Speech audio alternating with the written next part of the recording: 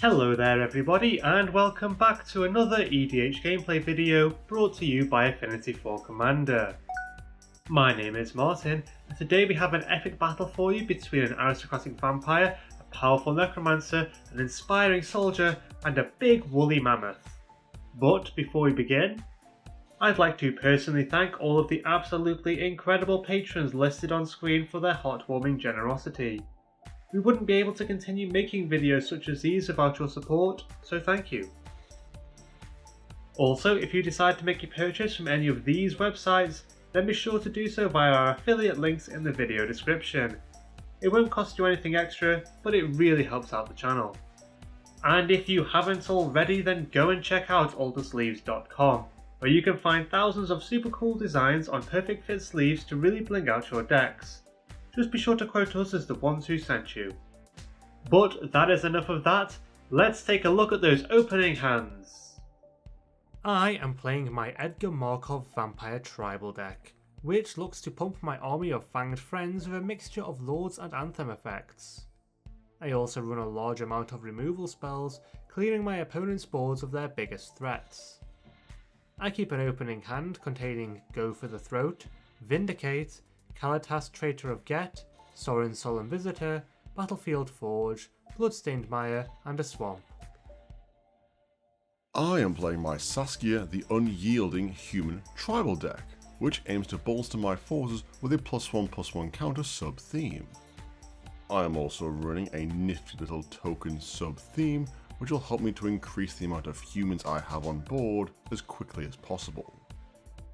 I keep a starting hand of Skull Clamp, Orzhov Signet, Thalia's Lieutenant, Command Tower, Rugged Prairie, Smouldering Marsh, and Verdant Catacombs. Will is playing his Hamza Guardian of Arashin +1/+1 counter synergies deck, which looks to play high costed creatures much earlier than intended using his commander's cost reduction effects.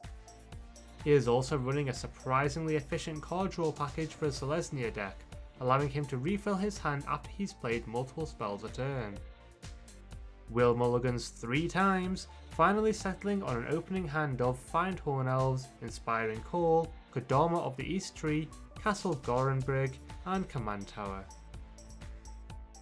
And finally, Paddy is playing his Meren of Clan Neld Toth Reanimator deck, which intends to fill his own graveyard as quickly as possible with self-milling effects.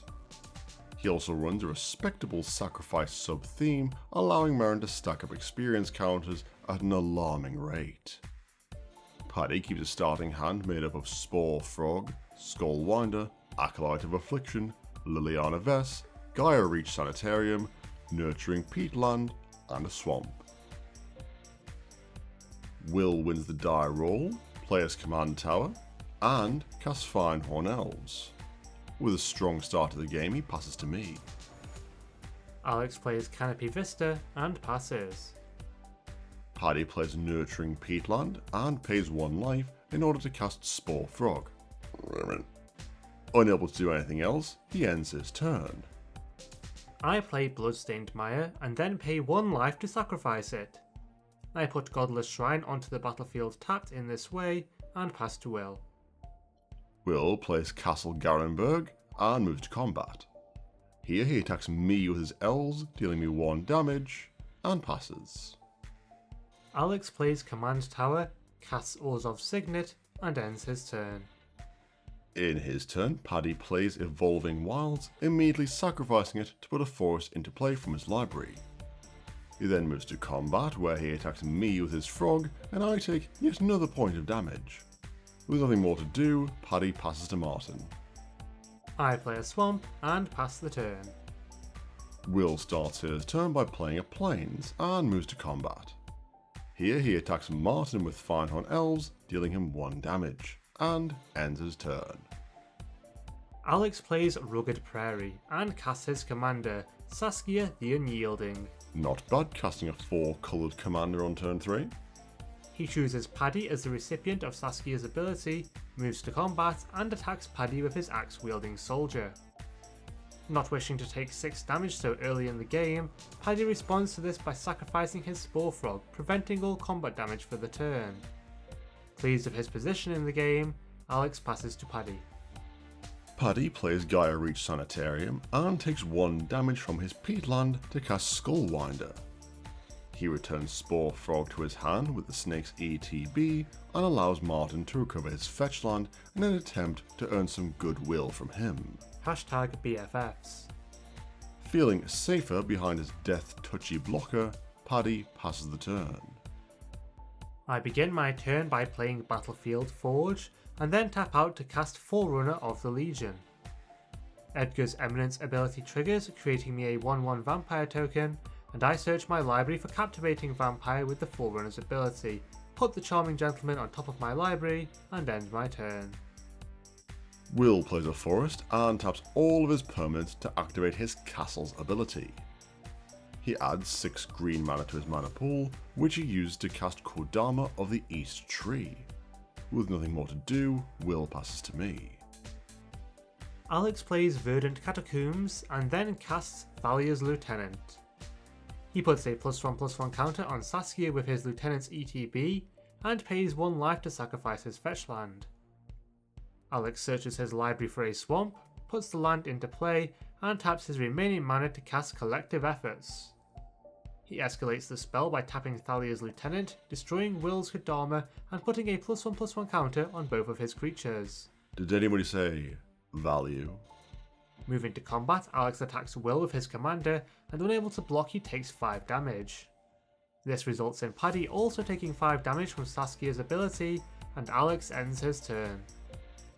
Paddy starts his turn by playing Swamp, and then recasts Spore Frog. With 3 lands untapped, he passes to Martin. I draw the Captivating Vampire on top of my library, play a Swamp, and cast Kalitas, Traitor of Geth. Well, there goes Paddy's graveyard recursion. Edgar makes me a vampire token, and I then move to combat.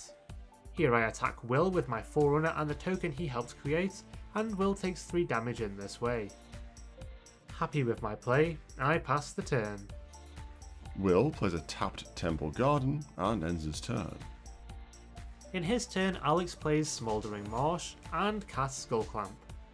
He then attaches the Funky Headwear to Thalia's Lieutenant and moves to combat. Here Alex attacks Paddy with his Lieutenant and me with his Commander.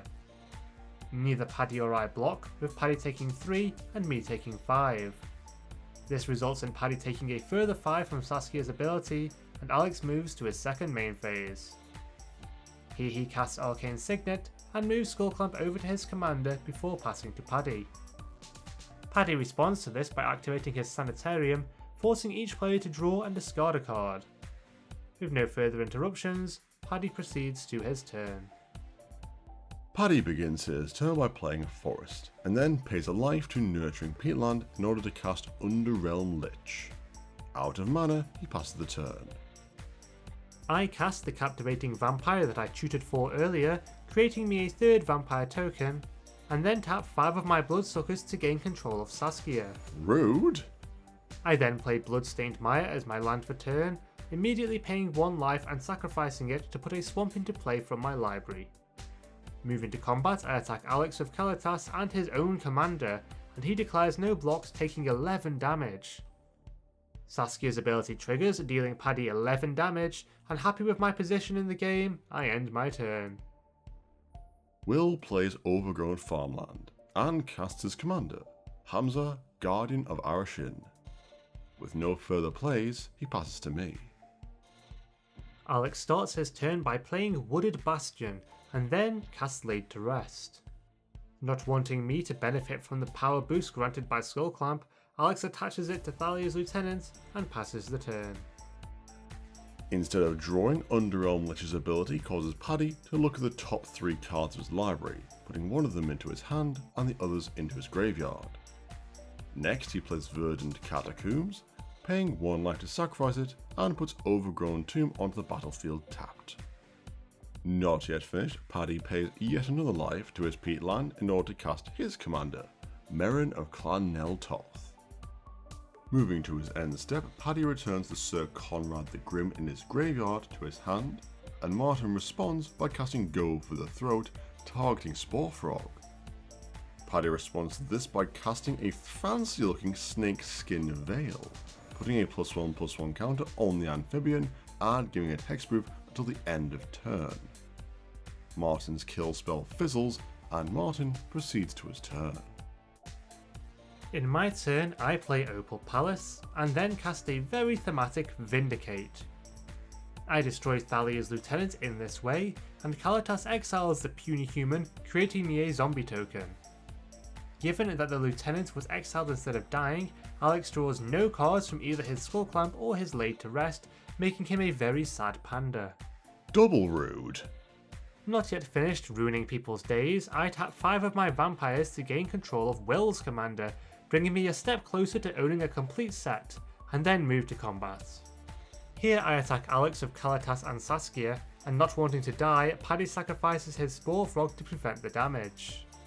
The Fungal Frog is exiled, preventing Meren from generating an experience counter, but more importantly stopping her from bringing it back every turn, and I create another zombie. This is getting a bit out of hand. Still not done, I move to my post-combat main phase, where I use my remaining mana to cast Herald's Horn. I choose Vampire as my desired creature type, and pass to Will. Will casts Llanowar Elves, and with nothing more to do, passes. Alex draws, and ends his turn without doing anything. Paddy begins his turn by casting Acolyte of Affliction, milling the top 2 cards of his library. He puts the Shriekmaw in his graveyard into hand, and passes to Martin. In my upkeep, I reveal the top card of my library to be Nighthawk Scavenger, and put the vampire into my hand of Herald's Horn's ability. Next I pay 1 life to produce a red mana with Battlefield Forge, and cast my commander, Edgar Markov, who costs 2 less mana thanks to my Horn and Hamza's abilities. Moving to combat, I attack Alex with all of my creatures except for Captivating Vampire and my 2 zombies, and Alex attempts to convince me to rethink my actions, pointing out that he has Settle of Wreckage mana open. I call his bluff, continuing with my attacks, and Edgar's ability then triggers. I put a +1/+1 counter on each of my vampires, and Alex responds by casting Call the Copper Coats, paying for its Strive ability once. He chooses Paddy and myself as targets for his spell, creating 15 1/1 human soldier tokens, and I suggest that he let just enough damage through to take Paddy out of the game, without losing himself. Liking the sound of this, Alex blocks everything except for Will's commander and a vampire token, and Will responds to this by casting Inscription of Abundance. He kicks the spell, choosing to put 2 +1/+1 counters on his Findhorn Elves, and then have the aforementioned elves fight the unblocked vampire coming at Alex. Both fighting creatures are destroyed, and Alex then takes 7 damage. The 6 soldiers that were blocking my attacking creatures are also destroyed, and Paddy takes 7 damage thanks to Saskia's ability. Alex then draws 6 cards from Laid to Rest, given that Kalitas only exiles non-token creatures, and Paddy pledges his eternal service to Will for saving him. Rather displeased with Will's actions, I pass the turn. Will plays a forest and casts Terastodon. In an act of pure desperation, he destroys 3 of his own lands in order to create himself 3 3/3 elephant tokens, and with nothing else to do, ends his turn. Alex starts his turn by playing Windswept Heath, and then casts Dusk. Will lets out a deep sigh given that he just destroyed 3 of his own land for no reason, and the board is wiped of all creatures of power 3 or greater. Kalitas sees these creatures die, exiling the 3 non-token creatures among them, and creates me 3 more zombies with his dying breath. Now that is dedication. Next Alex moves to combat, where he attacks Paddy with 6 of his soldiers. Desperately searching for answers, Paddy sacrifices Nurturing Peatland to draw a card, and not finding one, he takes lethal damage, knocking him out of the game. In his second main phase, Alex casts Avacyn's Pilgrim, and with 1 opponent less to defeat, he passes to me. Martin begins his turn by looking at the top card of his library with his horn, choosing not to reveal it. He then casts Twilight Prophet, creating a vampire token as he does so, and immediately obtains the City's Blessing. #blessed. Next, Martin casts Sangromancer, making another vampire, and moves to combat. Here he attacks me with all 6 of his zombies, and I respond by paying 1 life and sacrificing my fetch land to put a forest into play from my library. I then use this to help flash in Selfless Squire, preventing all combat damage and putting 12 +1/+1 counters on the shield-wielding soldier. Plans foiled, Martin passes the turn. Will draws, and ends his turn. Oh dear. In my turn, I recast Saskia, selecting Martin as the recipient of her ability. Rude. Next, I cast Dire Tactics, exiling Sangromancer in this way, and move to combat. Here, I attack Will with Saskia, my squire, and all 9 of my soldier tokens, and Will blocks the 13/13 with his elf. He then takes 12 damage from unblocked creatures, causing Martin to also take 12, and I move to my post-combat main phase. Here, I move my Skull Clamp over to a soldier, killing it and drawing 3 cards. A worthy sacrifice.